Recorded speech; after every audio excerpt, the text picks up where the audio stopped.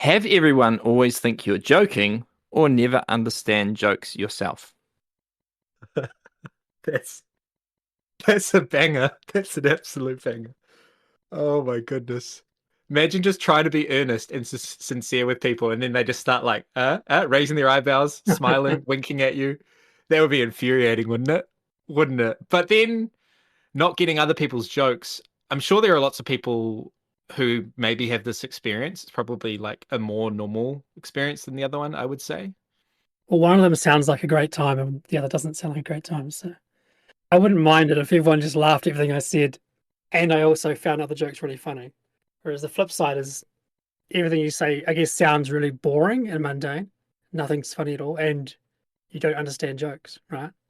Is that what we're offering up here? Those two options? Yeah, but you say you go to the burger place and you say, "Can I have bacon with that, please?" And she's like, "Oh, yeah, yeah, of course you want bacon, yeah." And then you don't get bacon. Like, "Oh, will you pass me the tomato sauce?" Everyone just starts laughing. Like, that might start getting frustrating. Kids, will you clean your room? And they just crack up. Like, I don't know. I feel like after a while they'll be pretty infuriating. Do you just say the opposite thing to get what you want? Like, because if everyone thinks you're joking, then you should say the opposite of what you want, right? So you're like, yeah, can I not have a hamburger? Yeah, not have a hamburger. All right, I'll get you a hamburger, Like, is that the solution to this problem? We've leaned hard into sarcasm already, yeah. Like, Yeah. that's the main way of being funny. There's got to be a workaround, though, where you could just, I don't know, maybe you can write some letters to get what you want instead, you know, written form. Yeah. When you're being sincere, you write stuff down. So everything That's right. spoken out of your mouth is not legit. It's just a joke. But also, if you're really mad at someone and you're actually like trying to get something across to them and they just start laughing, they just think you're hilarious. Maybe that's a good thing, actually. Maybe that's Yeah. great. Maybe that's really good. I think I would probably prefer to not understand people's jokes because it would make you a bit socially awkward. People might be like, oh, they're a bit weird. But it's awkward for other people, not yourself. That's the thing, right? I think exactly. I think Ignorance is bliss. the alternative is like it's awkward for you because you're trying to explain stuff and people just find it funny. Whereas in that one, it's like it's awkward for the other people. That might lead to you having less friends or people finding you a bit weird or whatever. But I think being able to be understood is probably more important for me than feeling awkward. Yeah. And these two people coexist, though. So one is always funny and one can never understand jokes. What happens when these two are in the same room? Contradicting each other. Yeah. Yeah, actually true. Good shout. Is there one that's just like hilariously funny and like he actually is funny, but then the other person just does not get the jokes at all? Who would you rather be in that room? In the room where I either don't understand the jokes, but the person isn't intending it as a joke. Now we're going deep. So maybe they find it funny because it's not a joke. It's not intended as a joke, so they still get misinterpreted.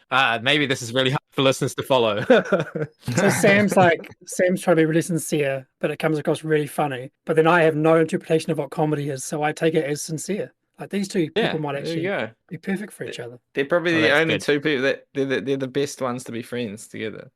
I think. Yeah, that's right. It's the only person that first person would be able to actually communicate with properly. And there's still the chance that the person that cannot interpret jokes is actually really funny. So there could still be some laughter. Yeah, like he doesn't understand anyone else's jokes, but he could be funny. Yeah. Yeah. Other people understand his jokes. I think I'm going with misunderstanding because when you understand people's jokes, sometimes you understand how crap they are. Like they're just really bad.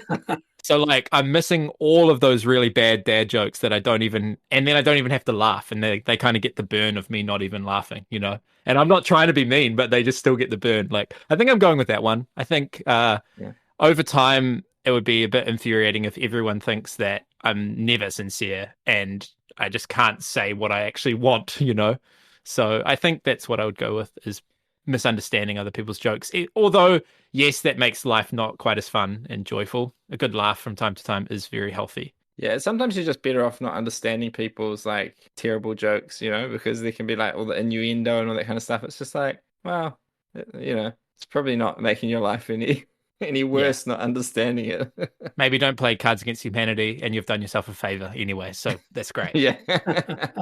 If you guys go down that path, I'll go down the other path so we can still be friends. How about that? All right. There we That's go. good. It's probably not very good though, you being our boss, and we just like think you're just joking all the time.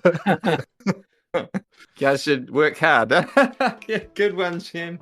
Yeah, we'll work hard.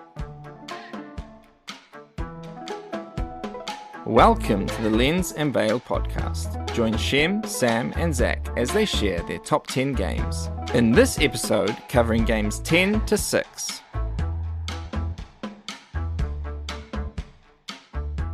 So we're going to do something fun to end the year. We're going to do our top 10 list. Now, the thing that normally happens for podcasts and video reviewers is they will call it something like the top 10 games of all time.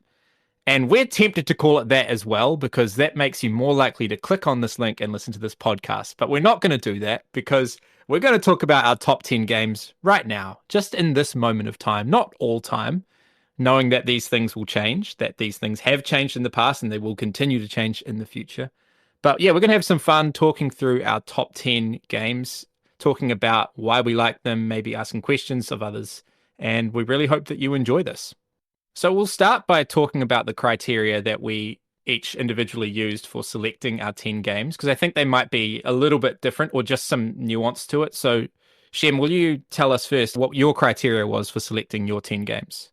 So I've done a few sort of top 10s, top 50s, top 100s over the past like 3 or 4 years, I guess. And the way I always do it is I export my collection from Board Game Geek. Then I will sort that collection by, and that's not necessarily games I own, just ones that I've rated at least. I'll sort it by my rating and basically just go through the 10s, most of the 10s and the 9s sometimes. But all of the games that are on my list, pretty sure, are 10 out of 10 for me on BGG. I don't do 0.5s, 0.7s, that kind of thing. I just do whole numbers on my ratings. So I really just did the best of the best on my personal list. So there's been some movement. Do you have 10 games that are 10 or more? So were there some 10s that were not included on your list? Yeah, there are. Yep. Okay, nice. I like that. Yeah, I think about 2, I think, from memory. Sorry, were there any 9s that you shifted to a 10 when thinking about it? No. I do occasionally go through my list a little bit now and then just to like revise it and think over it. Even today I was looking through the games we're going to rate for our draft later on in the episode and the next episode. And one of the games on there I dropped by a point because I'd played it recently and thought, that's not an 8 anymore, it's a 7. So now and then I do actually change them, but these ones have been solid 10s for quite a long time. So, and interestingly, with a kind of slight caveat, which you'll probably guess what it is, we have done 5 of my 10 on our podcast. So there you go. Wow. Now everyone knows who selects the games for the podcast. Not really. His name is Sam. Oh, really good. Really good. What about you, Zach?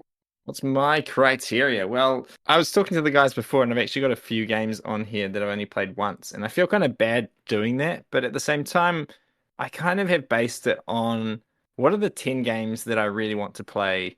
I really want to play again. I want to get to the table that I've already played, obviously, and that I feel like are the most fun. And so, I don't know, the weighting kind of comes from different things, like the enjoyment of the play, how much I've been thinking about the game since I played it. Just looking, I did the same thing because Shem said, export your games from BGG and have a look at them. So I had a look at all my kind of 8s to 10s. And actually, one of the games that I will be in my top 10, I think I had originally rated it a 7, but just I've been thinking about it more and more. And I just really want to play it again. So I'm like, actually, I think that game's really good and I'd like to play it more. I've shifted the rating up to a 9. So kind of I think all of mine are 9s and 10s on BGG for me. And yeah, so I don't know, it's kind of weird, but just whatever I feel are kind of the top 10 games that I really want to play. Sam? You know, I agonized over this. I nerded over this because on one hand, I think the easiest way to do it is to just ask yourself the questions, what do I most want to play now? But I think we are so susceptible to kind of like, you know, being humans, we have different moods and emotions, and there are certain games that maybe I wouldn't want to play right now. But I feel like it would be a disservice to the game to say that it's not in my top 10. So there's the approach of, okay, what do I most want to play now? And I wasn't happy with that. I feel like that leads to too much recency bias. But I also want to consider that as part of my weighting. And so then there's the other approach, which is like, which games have I had the most cumulative fun with over the course of my gaming history, right? Which ones do I kind of owe it to these games to shout them out and respect them, And it's kind of like my board game hall of fame. And I sort of wanted to include some games, or at least weight some of that in how I rated the games. So I've kind of got an amalgam of those two things. It's an amalgam of my board game hall of fame, but it's not fully that, because there is also the recency bias weighting in there as well. So I wasn't happy with either of those two. I wanted to kind of blend it. For maybe the best way to put it is, my criteria is, if my collection was reduced to 10 games and I was only thinking about myself and not my friends, which 10 games would I choose to have in my collection that anyone would just play with me? Like, they would always just say yes to playing with. If my collection would reduce to 10, these are the games that I would keep, I think. That's interesting, because I would choose a different 10, I think, if that was my restriction. Yeah. Because a lot of the games that I want to play or like rank highly are because I've got a space to play them regularly, or like ones that my family enjoy, my wife enjoys, that kind of thing. And I was trying to take that factor out of it. I was trying to say, if it was just purely on me and everyone always wanted to play any of these games I'd suggested, which is hard to do, but that's kind of what I tried to do, was take all the external factors and just fully selfish, which would I keep for me. Yeah. Okay, I want to ask a question before we start then of each of us, and I'm going to write down our answers. I'll start with you, Zach. How many crossovers do you think you'll have with me? And how many do you think you'll have with Shem? Ooh, very difficult question. I think I will have 1, 2, 3, 4. I could say 5, but I think I'm going to have 4 with you, Sam. And I think with Shem, I'm going to have probably only 1, I think, because I think me and Shem's tastes diverge more than mine with you. So I think I'm going to have 1 crossover with Shem. And Shem, how many crossovers do you think you have with Zach and myself? I think 3 with Sam, and I'll give us more faith than you give us, Zach. I'll say 2 with Zach. Okay, spicy. I like the divergence. This is cool. So I think I'm going to have 2 crossovers with Shem, and I think I'm going to have. I don't think it's 4. I'm going to say 2 with Zach. I think I'm going to have 2 with Zach and 2 with Shem. So we've actually all said something different for each person. So it's going to be spicy, and it'll be interesting to find out who is closest. Who do you think is going to surprise people the most with a game on their top 10? Probably because you guys have already done a list before. It's not going to be very surprising, but do you feel like there's anything that's going to be surprising? I might surprise, maybe. I surprised myself a little bit with one of these games. My number 6. You won't believe my number 6. I think my most surprising is my number 6 as well. So there we go. All right, lead us off, Zach, with your number 10. All right, so my number 10 game is Hegemony, Lead Your Class to Victory. Now, I think I've mentioned it before in the podcast. Unfortunately, I've only played it once. I'm kicking myself because if I had brought it to Essen, not to Essen, to Modena. Sam gave it to me at Essen. He gifted it to me at Essen. And if I'd brought it to Modena last year, Sam would have had space in his luggage to bring it back to New Zealand. And then I moved to New Zealand and I couldn't bring all my board game collection. So I only managed to play it once before I had to pack it up in a box and put it in a garage. But I really liked it. I really like what it's trying to achieve. I've put it at number 10. I think it could become higher if I played it more, but it also might disappoint me playing it more, so it could drop off. Right. But I felt like it deserved to be in my top 10 because of how much I enjoyed that one play of it and how much I like what it's doing and what it's trying to do. So that's why it's at number 10. Unfortunately, I haven't played it. It seems very ambitious, very cool. Love to play it, but I can't really comment more than just how keen I am to try it. Obviously, you need to carve out a fair bit of time, not only to play, but to learn kind of what all the factions are doing. Yeah, and although it's got like a solo mode and it can be played in 2 players, it's really minimum 3 player and probably best at 4 because then there's all 4 of the factions because it's very much like asymmetric shared economy. And so although they've made ways for it to work at lower player counts, you really need to play it at 3 or 4. So my number 10 might be one of the wilder picks that I've done, but I didn't surprise myself at all by putting this in my list. And I think I'm only putting it at 10. It would be higher, I believe, if I played it more. And this is a game that I've only played one time, and it impressed me so much. And I just have such a strong sense that it will only improve with more plays that I have to put it here. And my number 10 is a card game called Tichu. So this is a shedding game. It's an old school, I think it's an old school Chinese card game. It's at least 20 years old, maybe it's older. And it's a shedding game, but it's done in a partnership. So it's a 2v2 style shedding game. And it just creates these really deep kind of gameplay sequences. There's ways to up the ante to say that you're going to be the one that clears your hand first if you call Tichu, but you can only call Tichu if you haven't played a card yet. So there's some really interesting plays where you pretend that you don't have a good hand, you don't play anything for a long time, and then you shout Tichu when some people are nearly out, and you are an absolute hero for your team, or maybe you're not, maybe you're the villain if you don't make it. There's just all these stand-up moments, and you get that chaos of such a crazy distributional hand, and those are always fun, like shuffling the deck of cards and getting something that looks really wild. And there are a lot of different ways that you can play. I am someone that loves team games, 2v2 games. I love the idea of not only cooperating, which I adore, but also cooperating and competing. And I think that 2v2 games can be the perfect blend of the two, and they are just tailored completely to my tastes. So Tichu is in my top 10, and if we do this again next year or another time, I really hope to see it rise higher, which would have meant that I've played it more. Zach, I know that you played it with me. What did you think? Yeah, I thought Teacher was fantastic. I just really enjoyed it because there were all these hands where I felt like I'd been given not a good hand, but then managing to make it work, just like in the team play. And like the interesting thing about Teacher is you can play like straights, and then people have to follow with a straight, and like all these like weird sort of things that are going on. And there's like you can have full the bomb, which houses. is like, Yeah, exactly. Yeah, you can play full houses. Like it's got all this crazy stuff going on, but it's got this element of like betting where if you call Tichu, you have to call it before you've played. And if you call Tichu, you're either going to get 100 points or lose 100 points for your team. And that's like a lot of points. Like that's more points than you're going to get just according to the tricks that you win or whatever. Because you are trying to card shed, but you're also trying to win the tricks at the same time. And certain cards are worth points and certain ones aren't. And there's like one card that's worth negative points. And so there's all this kind of stuff going on.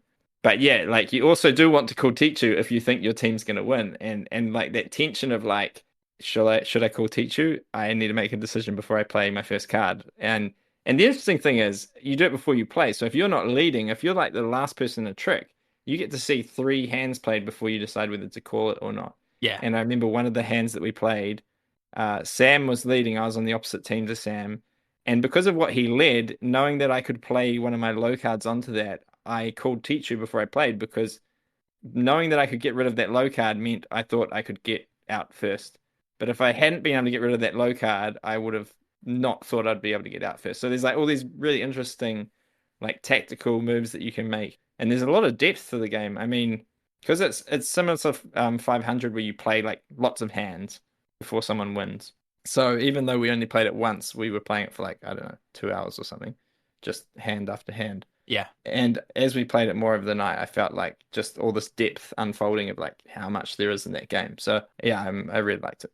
Awesome. Shem, any thoughts or onto your 10? I'm keen to hear what your 10 is.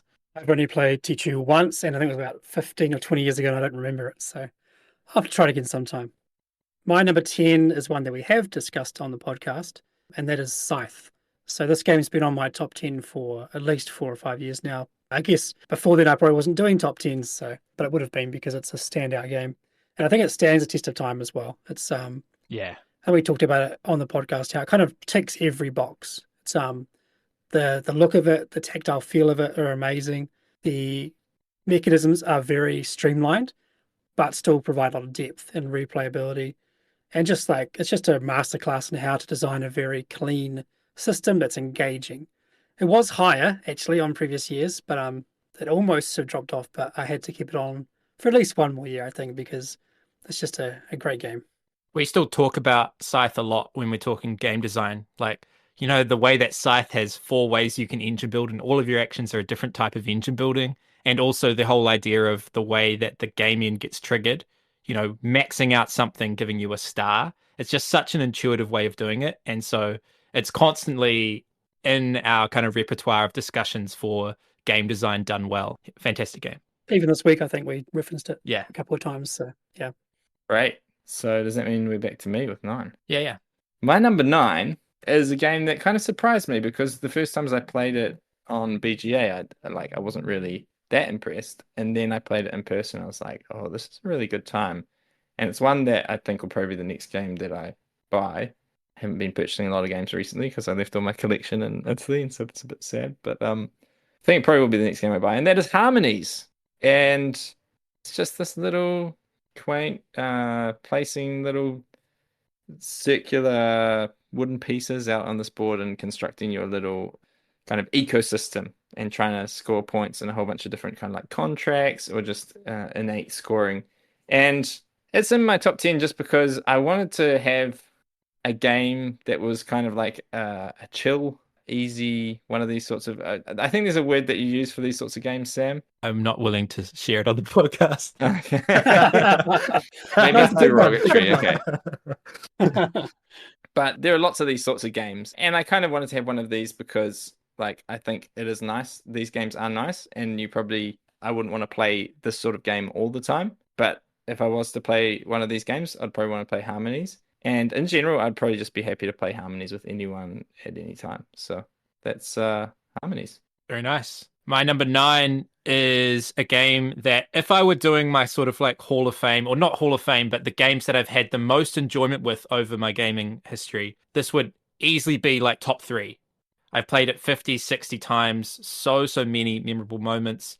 Laughter, many laughter references. Even some lines that we said when we played the game still come out in our game group. There's one which is called The Claw.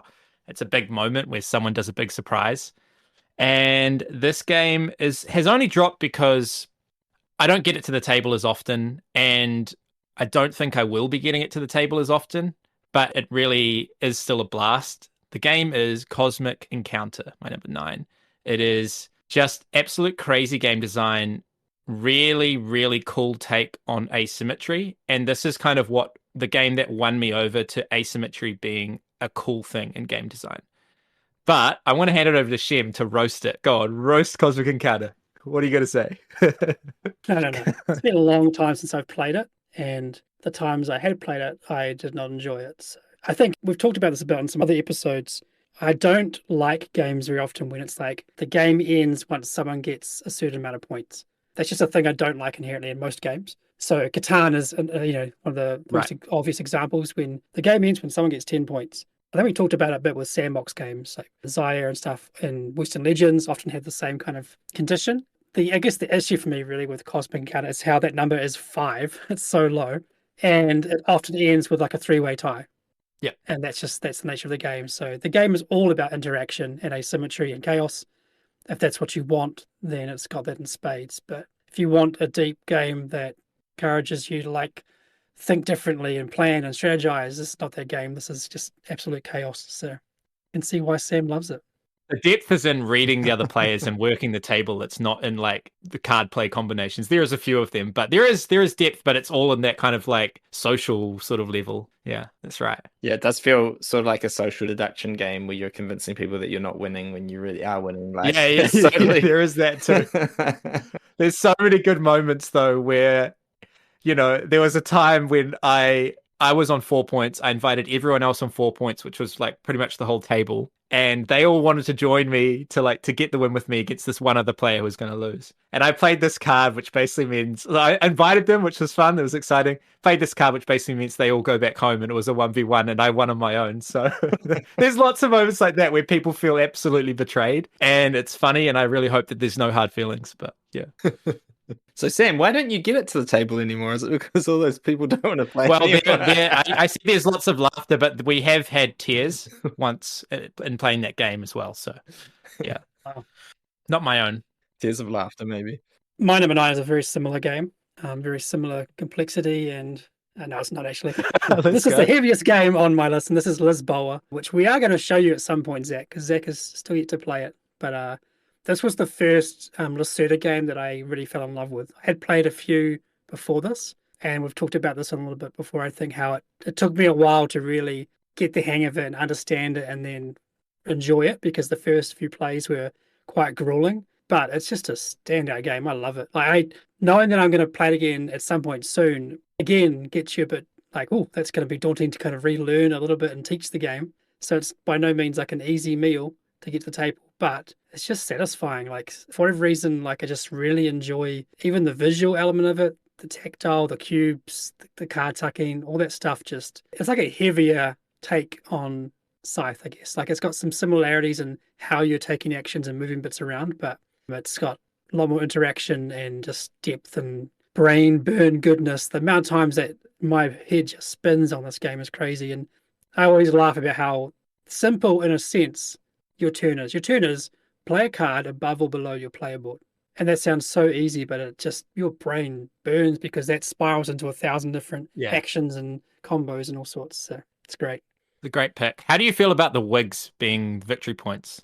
It's a bit odd.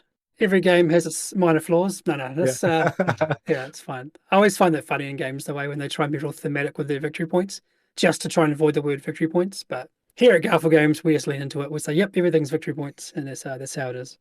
Spirit. Of course. Except for spirit. Well, we sometimes do it, right? In Chaos Order we had fame, and in Spirited we have spirit. We sometimes do it. In the Euro games, though, we just stick to VP. That's very true. VP. Great pick.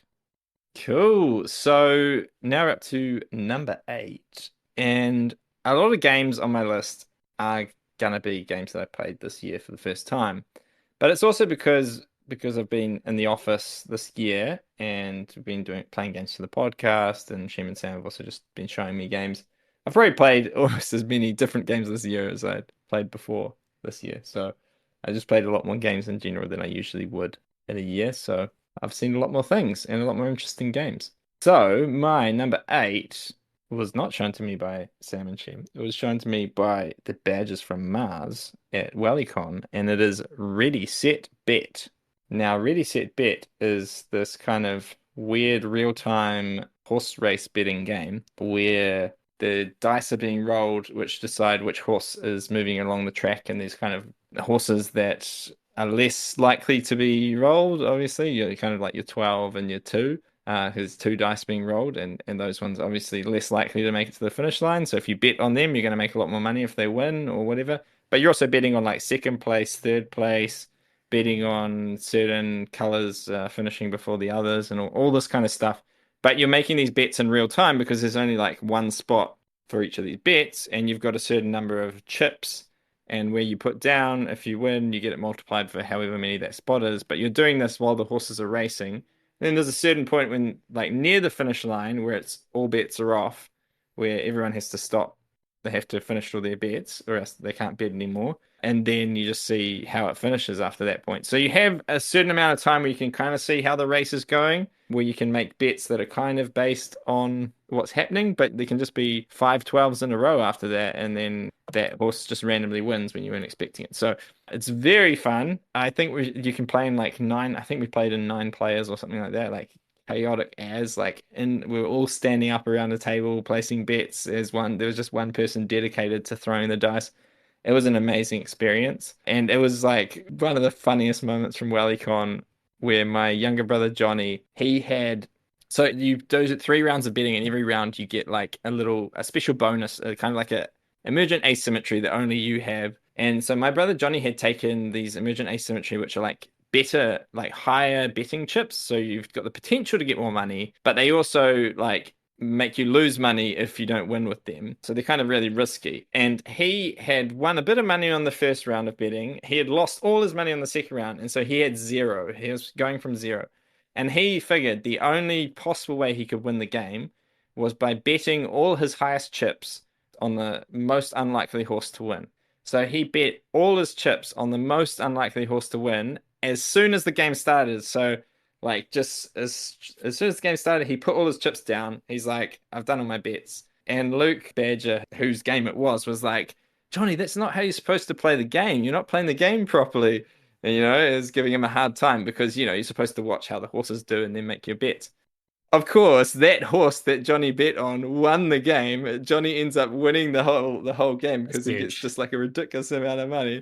And then he's going to Luke, he's like, see, I am playing the game properly. I am playing the game properly. I remember that. I wasn't even playing, but I remember Johnny shouting, I am so playing the much game emotion. properly. It was great though, Yeah. because Johnny had figured out, he's like, that's the only way I can win the game. That's what I'm going to do. It's like, Yeah, it was true totally gamer. logical, but it was like so unlikely, right? So it was hilarious. And so this is just one of those kind of like experience games where it's just like such a fun experience, like so funny playing it. And if you've got the right group of people who are like, you're just making all those, you're cheering on the horses and like pretending that it's a real horse race. It's really funny. So this is my number 8, and I'd love to play it some more. And who knows, it could move up in the future.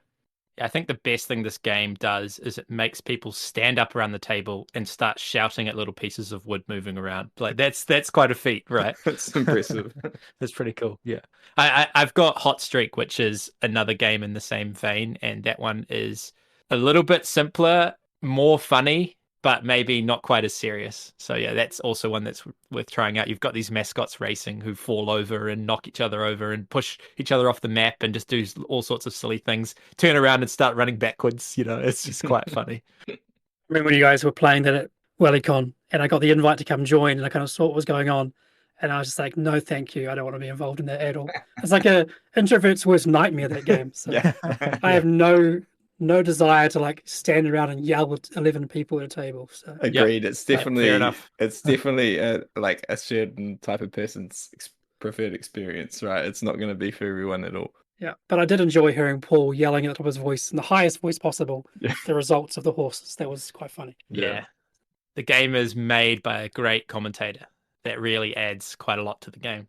Definitely. So my number 8, I am not going to say because I'm going to get Zach to do it. It's a 2v2 area control game set in Sicily. It's called La Famiglia. Fantastic game. Thank you, Zach. It's, again, I think 2v2 games, it's just catnip for me. I know, and there's not actually that many of them, but I love competing and I love cooperating. And this is a game that has really cool action-taking system. It's a really fascinating action-taking system. I won't explain because I won't do a good job, but for how you are basically seeding out the map with your plans and your schemes and your influence for what's then going to be this really interesting resolution phase of combat and surprises and car bombs and all sorts of nonsense like that. And it's really quite deep.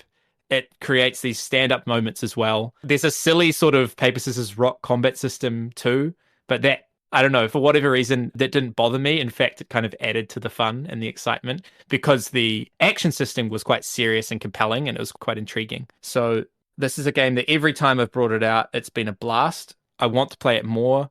It is also in that category of games that are hard to get to the table. You need to have exactly 4 players and everyone needs to be keen because it is quite a unique Vegemite style game, but it is one that I adore. And it has actually, I'm going to spoil a little bit of my list, it has actually knocked Dune or Rex out of my top 10, which has been there forever, and I still adore that game, and it has become my number 1 area control game. So my number 8 is La Famiglia. All right, you really need to show me that game though. I've been wanting to play it for a long time. So next time that I'm at game group and there's 4 people, we need to play that game, man. Come on. The last time we played it, Steve and I wrecked Luke and Ben. Like, we just car bombed all over the show. They had no chance. And so they've lost their confidence in the game a little bit. They're still a bit shook by that experience. So hopefully they get their mojo back and want to play again. But yeah, it's great. All right, my number 8 is Great Western Trail. This again was actually higher in previous years. I think it was my number 3 for a little while. But I have played Argentina recently, which kind of refreshed my memory a lot of the game. I haven't played New Zealand yet, but I would like to try it. I've heard it is probably the most complete version of the game, might be the way to say it, or the most Euro-y. Amory, yeah. Gamery way of the game. So I would very much like to try that one. But it's a fantastic game, obviously why it's in my top 10. And just a very clean deck building mix with a rondel style of game. And I don't know which one I prefer currently out of the first 2 that I've played. I did kind of miss the connection of the trains to where you place your discs in Argentina, but it was also kind of a nice little fresh variant on the original. So, but yeah, Sam, you've probably played this way more than I have. I'm curious to see where it ends up for you as well. Where it ends up? What do you mean? Oh, exactly. We'll see. I like this game, yeah. All right. So number 7 This is one that, like it could just be Cult of the New that Cult of the New. It's not really new, but for me it's new. I played it recently and I really liked it. And it's called First Rat. So that's number 7 for me. And I think, you guys might be surprised that it's so high for me, but I'm surprised.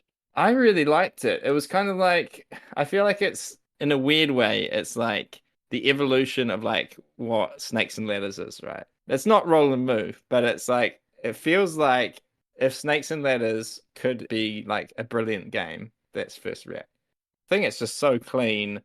It's so quick. It's so clever.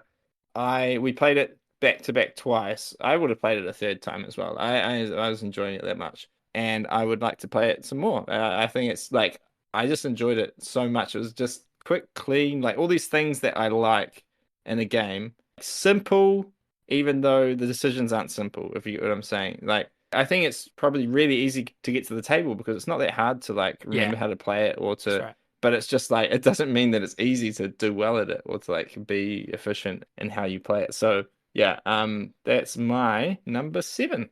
Yeah, I think that this could be a candidate for a podcast episode, so I don't want to share too much of my thoughts on it, but it's a great game. I love the fact that there are multiple ways to engine build, and it feels like there's different paths to explore.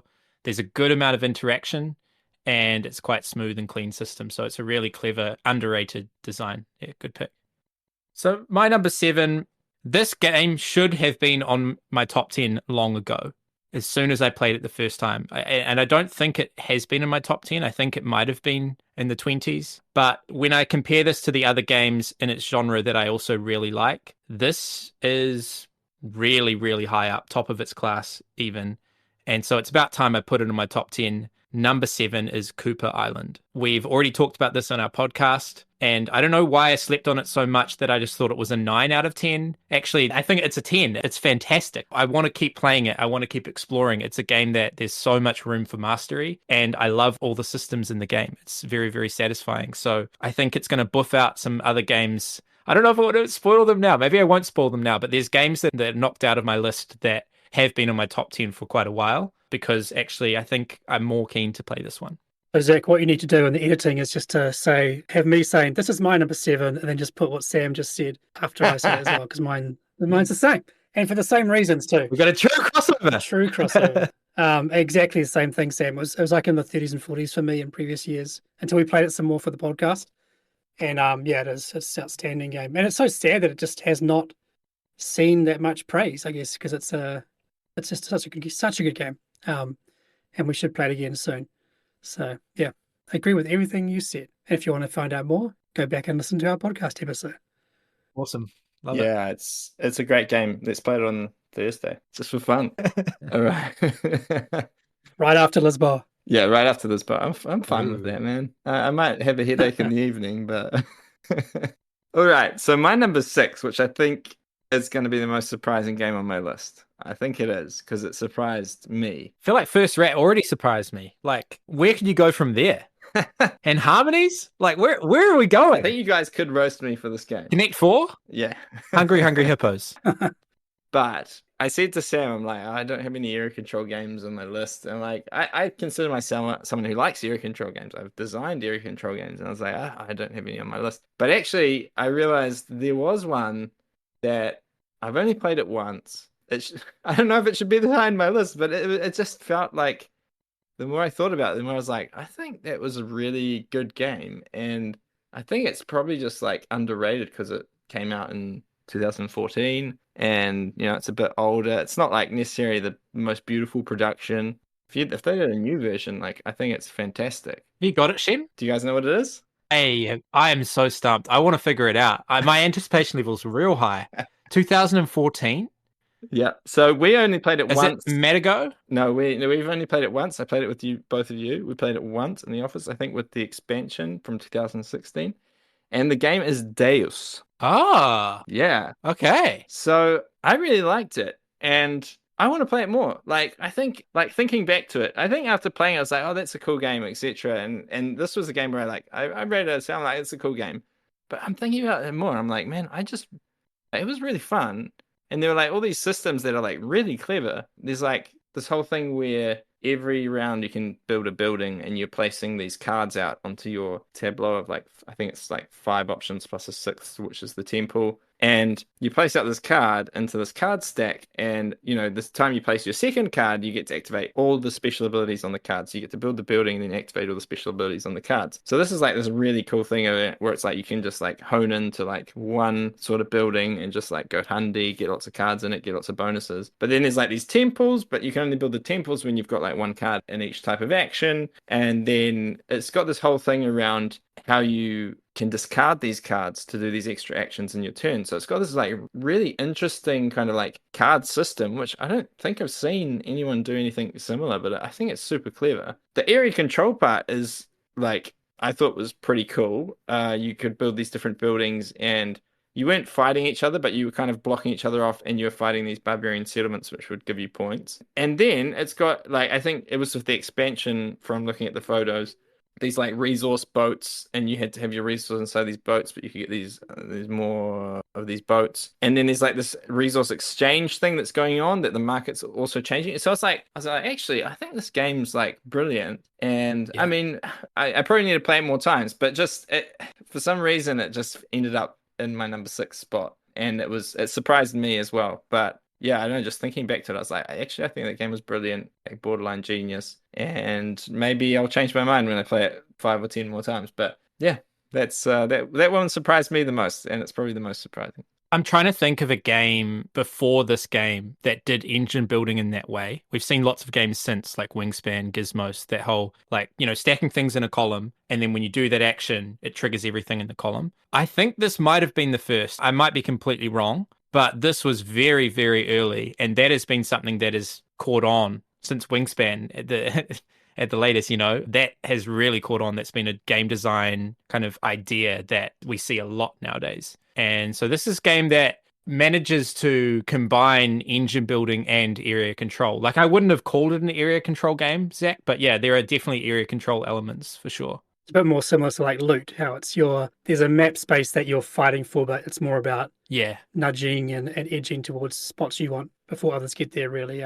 There is some minor combat, but it's pretty small. But no, Sam showed me it maybe a year or two ago first, and I think on the surface I was like, it's probably not my kind of game. But no, it surprised me as well. It's very clever, so we should definitely play it again some more. I agree. Yeah, cool. Great pick. Nice surprise. So my number 6 is a game that, when I'm honest, actually, I just enjoy this one so much. And this is my best party game, my favorite party game. And it's kind of party plus, though. It's also very cerebral. It's quite thinky. Again, we've got a team element. It's another game with a team element. And this is a game that I actually honestly think I could keep playing over and over and over again. If there was a group of 6 to 8 people that wanted to keep playing this for 4 hours, I would, because I find it so engaging. And the game is Decrypto. I think this is my favorite version of the Codenames, So Clover kind of thing, where you're trying to guess hidden words, but you're trying to guess opponents' hidden words while also trying to make sure your teammates guess your hidden words without giving too much information to the opponents. It's quite a bear to teach for a party game, but I've had so much fun with this one. It's just that right amount of thinkiness, and where you can be really clever, and you can do your clues kind of with a theme. So sometimes I'll do like hot, cold, and warm for some really obscure things that aren't anything to do with those, or 3 different types of meals, or 3 different days of the week, to try and give my clues, just as like a little challenge for how I do my clues. So yeah, Decrypto is one that I just enjoy so much, and it deserves to be in my top 10. Another one that I slept on for a while. But Shem, you've played this a fair bit. I think you actually introduced this to me. What do you think of Decrypto? Yeah, it has been quite a long time though. I do remember enjoying it, but ultimately I think I sold it because I kind of moved into a period of my life where I wasn't playing big group games anymore. So these kind of games are great, especially if you're in your young 20s, late teens, a lot of friends, a lot of free time, no kids, then these kind of games are really good for that. But when you get a bit older, it's like, well, you're kind of looking at 2 or 3 people maybe for a game night. Yeah.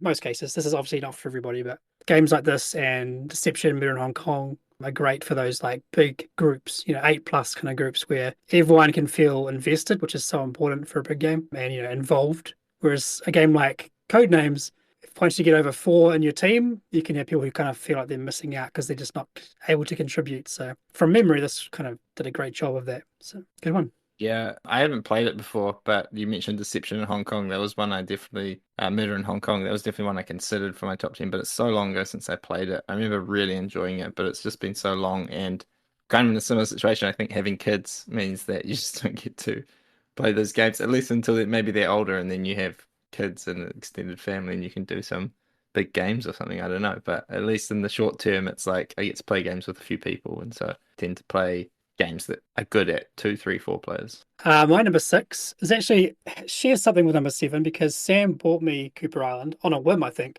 I don't know if you'd ever heard of it, Sam. I hadn't heard of it, and you bought it, and I was like, well, what is this? Let's play it, and we really loved it. Before Cooper Island, there was another game that Sam bought me for my birthday or Christmas that I had heard of and seen, but just had no interest in looking at it because of the cover or whatever. Didn't know what it was about, so I just passed over it. But Sam went out and bought it for me, and I love it. And I've been playing a lot more recently on Board Game Arena, and then also that kind of prompted me to dust off the box and break out the expansion and play it some more.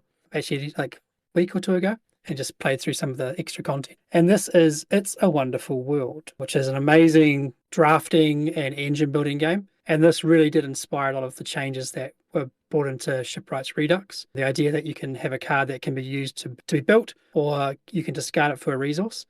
And that stuff's all cool, like the resource management. There's 5 primary resources that you need to build cards.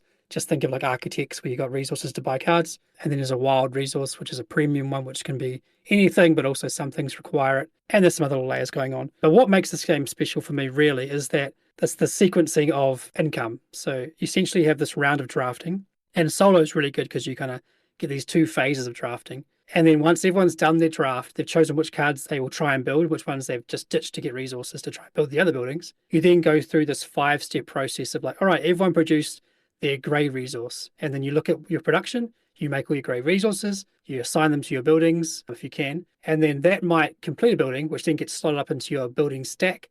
And then you go, all right, everyone's done that, let's go on to our black stuff. And then you may have just built something which gives you more black resources. So the timing of like these things coming out in order is really fun. And it's a game that makes you feel clever, which is always good in games. So you think, oh, if I do this, then that means I get that, and then I'll complete that one, and bam, bam, bam, bam, bam. And yeah, it's just a very satisfying game. And you can play it in like, I don't know, 15 minutes on BGA or something.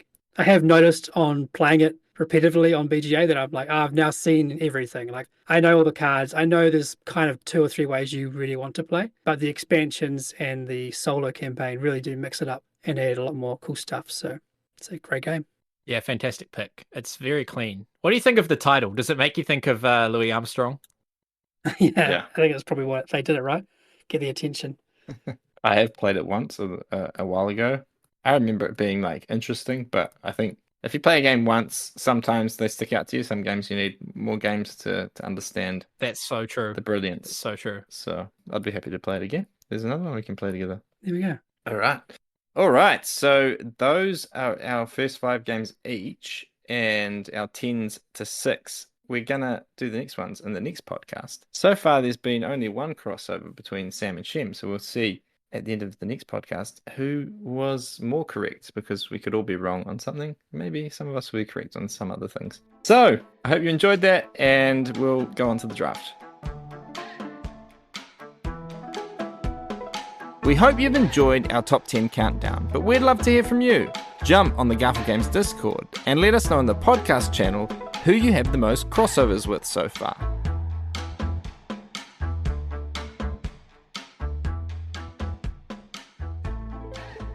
This week for our draft from the top 200, we've got board games 91 through 100, and they were, at the time of taking the screenshot, 5 Tribes, Revive, Darwin's Journey, Clank, a deck building adventure, Fields of Arle, Wingspan Asia, Eclipse, New Dawn for the Galaxy, Eon's End, El Grande, and number 100 is Lords of Waterdeep. Now I'm third pick, and so I get to ban, and I am going to ban Lords of Waterdeep.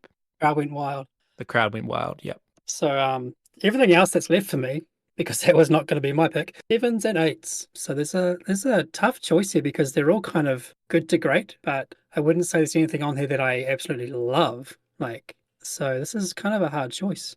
Let's just knock out the sevens, I guess, first, and I'm left with 6 8s. Goodness. Some of these I've played more than others as well. So there's some I've played a fair bit that I know won't be my top pick, but I kind of know them better, so maybe they should be. I think I'm going to take a bit of a gamble on this one because I only played it, I think, once. But I think it was a great example of a game done very well. And it's very old. It's 30 years old. This is El Grande. Great pick. Which is an area majority, I guess, game more than anything. But it's a very clean one. And again, it's one of those games that kind of surprised me that I would enjoy it. So if you told me the mechanisms and everything, I'd probably be like, nah, it's probably not my game. But I really enjoyed this game from memory. I played it at WellyCon a few years back. And I've been wanting to play it again because I really enjoyed it. So there you go. I own the game and I could bring it along. You own the game this whole time? I own it. Let's play it. Yeah, okay. Bringing it in. Great pick. Fantastic pick. All right, so I'm second pick, and I'm glad that I'm second pick. I mean, I don't think I reckon Shem possibly could have picked this one, but I don't think Sam will. But my pick is going to be Five Tribes. I really like Five Tribes. I think it's a really great game. It could suffer from AP if people are tendent towards AP, but if you've got with the right group that don't take too much time analyzing every possible way that they could move the guys around the map, I think it's like really clever system. You have workers scattered all different colored kind of like meeples around the map, and you can pick up any group of the same color and then move them, leaving one behind on each spot, and then like basically do an action, and according to how many meeples you picked up is the strength of the action you get to do. And so it's like it's really clean, clever system. It's got those is it both of those French authors?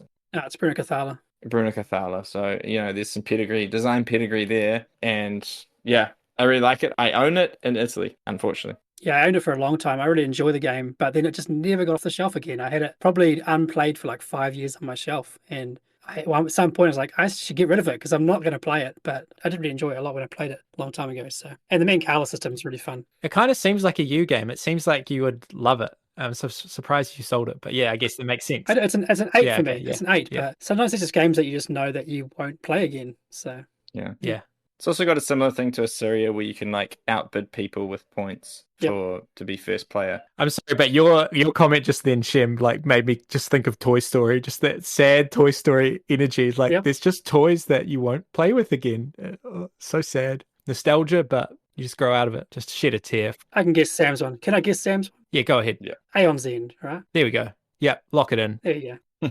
This game could be in my top 10 because right now you only know about 10 to 5, 10 to 6. And if it's not in my top 10, it would be very close. So yeah, fantastic game. I love the deck building in this, the little wrinkle about not shuffling your deck. I've played this a ton. I love the design of the nemesis in particular. All the bosses feel really different and unique, and you have to kind of puzzle out how to optimize your deck to face them. There's asymmetry as well. The characters, they've got some variable player powers and stuff, but really the main asymmetry is how you choose to build your deck and how to face the nemesis each time. I think I prefer just the base Aeon's End to any of the legacies, although I think they did a great job with the legacies, as weird as that is, but I just love the base game and the core system so much. Fantastic game. Thanks for listening to the Lens and Veil podcast. This podcast is brought to you by Garphill Games. You can follow Garphill Games on Facebook, Instagram, TikTok, Blue Sky, X, and YouTube by subscribing to our newsletter at garphill.com or by joining the Garphill Discord server.